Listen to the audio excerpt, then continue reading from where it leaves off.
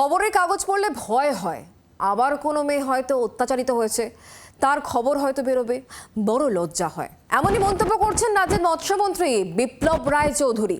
নারী নির্যাতন নিয়ে মন্ত্রীর এই মন্তব্যে বিতর্ক। নারী নির্যাতন নিয়ে স্বীকারোক্তি প্রশ্ন করছে বিরোধীরা। এ রাজ্যে নারী নিরাপত্তা নিয়ে বারবার প্রশ্ন উঠেছে। বঙ্গের নারী নির্যাতনের অভিযোগ নিয়ে তৃণমূল সরকারকে বারবার বিঁধেছে বিরোধীরা। পূর্ব মেদিনীপুরের রামনগরে নন্দিনী মেলার উদ্বোধনে হাজির ছিলেন রাজ্যের মৎস্যমন্ত্রী বিপ্লব রায় চৌধুরী। সেখানে প্রকাশ্য মঞ্চ থেকে তার মন্তব্য, খবরের কাগজ পড়লে ভয় হয়, আবার হয়তো কোনো মেয়ের অত্যাচারিত হওয়ার খবর বেরোবে।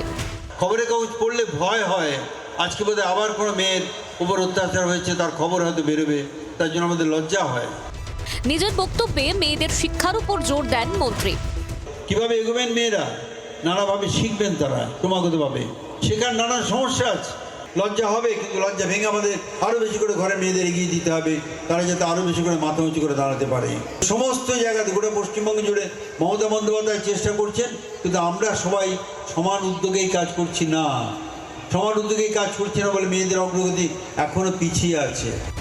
তবে নারী নিরাপত্তা নিয়ে শাসক দলের মন্ত্রীর ভরা মঞ্চ থেকে এ ধরনের মন্তব্যে বিতর্ক থেমে নেই। তবে নিজের মন্তব্যে ভুল দেখছেন না বিপ্লব। মেয়েদের নিরাপত্তার জন্য সরকার প্রবল ব্যবস্থা করেছে, চেষ্টা করছে, কিন্তু সব সমাজে কিছু কিছু বদমাইশ লোক থাকে। আমেরিকাতে মাঝে মাঝে দেখি গুলি চালিয়ে 20 জনকে মেরে ফেলেছে, 40 জনকে মেরে ফেলেছে। গভর্নমেন্ট চেষ্টা করে বন্ধ করতে পারবে? ব্যক্তির স্বাধীনতা আছে যখন, তখন এই ধরনের কাণ্ড কারখানা হবে, কিন্তু আমরা কেউ সহ্য করছি না। আমরা প্রতিবাদ করছি, মেয়েদের আরও বেশি করে শিক্ষিত করছি, যাতে তারা নিজেরা নিজেদের রক্ষা করবার জন্য উদ্যোগী হয়। পাল্টা কটাক্ষ করেছে পদ্ম শিবির।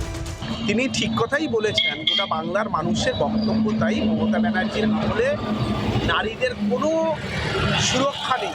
এই বক্তব্যের মধ্য দিয়ে আসলে মমতা ব্যানার্জির আমলে এই পশ্চিমবঙ্গের নারী সুরক্ষা, নারীদের ইজ্জত বলে কিছু নেই, সেটা আরেকবার প্রমাণ হলো।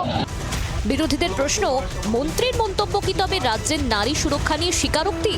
এখন তা নিয়েই তুঙ্গে চর্চা ও বিতর্ক। কিরণ মান্নার রিপোর্ট, জি 24 ঘন্টা। বাংলার আওয়াজ, বাঙালির আবেগ, জি 24 ঘন্টা।